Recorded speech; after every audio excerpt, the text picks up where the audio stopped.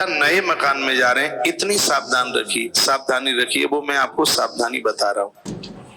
एक श्लोक बोलकर, स्कंधाच्युते शिरोरुक कुलोपसर्गोपवर्जिते कुंभे। लिखा है, जल का कलश यदि किसी बेटी के सिर पर आप रख रहे हैं, गृह प्रवेश करते समय कलश टूट के नीचे गिरा है, तो वो अशुभ ही नहीं, बहुत ज्यादा अशुभ है। इस चीज का बहुत ध्यान रखा जाए। जिस समय आप गृह प्रवेश कर रहे हैं, कलश अविवाहित कुंवारी कन्या के ही सिर पर रखा जाता है, लेकिन वह बेटी इतनी तो सक्षम हो कि भरे हुए कलश को, खाली कलश अशुभता का प्रतीक है। कलश इतना बड़ा कम से कम हो जिसमें 1.25 लीटर पानी आ जाए, कलश उसी को कहते हैं, कम से कम 1.25 लीटर पानी। आज बड़े बड़े शहरों में मोटी मोटी माताएं, चला जाता नहीं है, खाली कलश लेके कथाओं में, कितना अशुभता का प्रतीक है, जिसमें 10, 20, 50 ग्राम पानी होता होगा। उनको तो खाली कलश भी सिर पर रखने में बड़ा वजन लगता है। शरीर बिना काम किए इतना बिगाड़ रखा है, बिगाड़ क्या रखा है, बर्बादी कर दी शरीर की, कुछ छोड़ा ही नहीं शरीर में।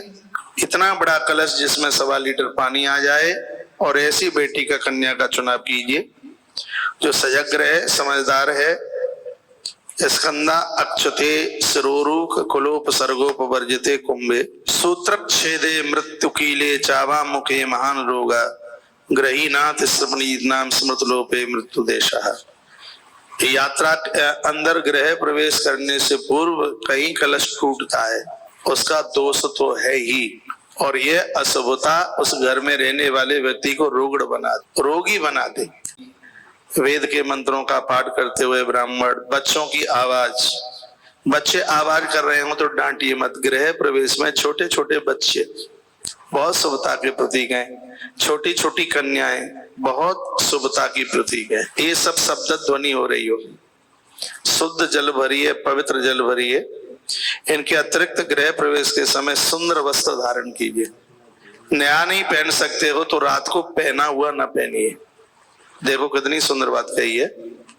यदि नया वस्त्र उपलब्ध नहीं है, चाहे स्त्री हो चाहे पुरुष, गृह प्रवेश के कार्य में नया नहीं है, तो कम से कम धुला हुआ जरूर पहनिए। पालकी, दूध, दही, जुड़वा बच्चे गृह प्रवेश के समय में ऐसे बच्चे दिखाई दे जाएं कि 2 बच्चों का एक ही संग जन्म हुआ है, चाहे बेटी हो चाहे हो बेटा, चाहे एक बेटा हो चाहे एक बेटी, चाहे दोनों ही बेटियां हो चाहे दोनों ही बेटा।